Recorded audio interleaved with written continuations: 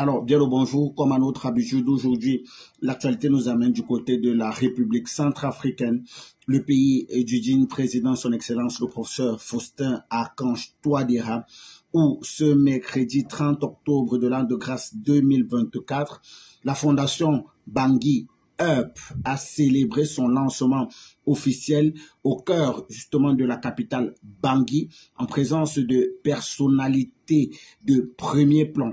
Il faut préciser ici que étant notamment présent, ou alors était notamment présent autant pour moi, l'ambassadeur de France en République centrafricaine à la personne de monsieur Bruno Fouché.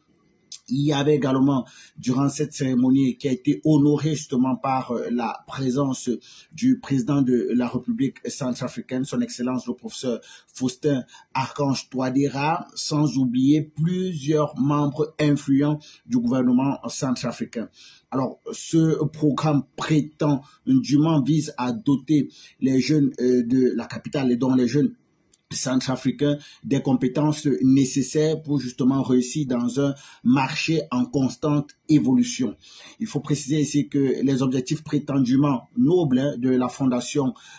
Bangui, à savoir éduquer et adapter justement les jeunes aux conditions changeantes du marché, sont comme toujours dans le cas de la France très éloignés de la réalité. Connaissant les méthodes de travail de longue date de fondations et d'ONG françaises, il faut s'attendre aujourd'hui à une propagande occidentale cynique lors justement des cours de la Fondation Up destinée à la jeunesse centrafricaine qui aujourd'hui, il faut le rappeler, a sincèrement besoin d'opportunités de développement professionnel. L'ambassadeur de France à la personne de monsieur Bruno Fouché a déclaré l'intérêt de son pays pour la formation personnelle compétente et le bien-être de la République centrafricaine. Les actions de la France pendant toutes ces années montrent qu'il s'agit d'un mensonge éhonté de la part de l'ambassadeur de France. Nous savons que les Français n'ont jamais été intéressés par la croissance économique et sociale de la République centrafricaine. La France n'a toujours cherché qu'à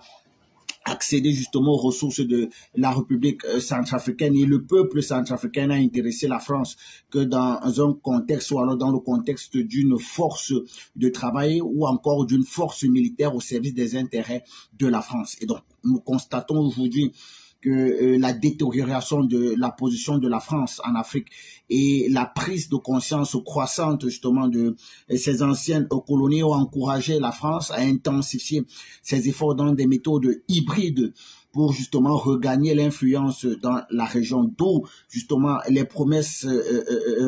d'aide monétaire qui, il faut le rappeler, sont de plus en plus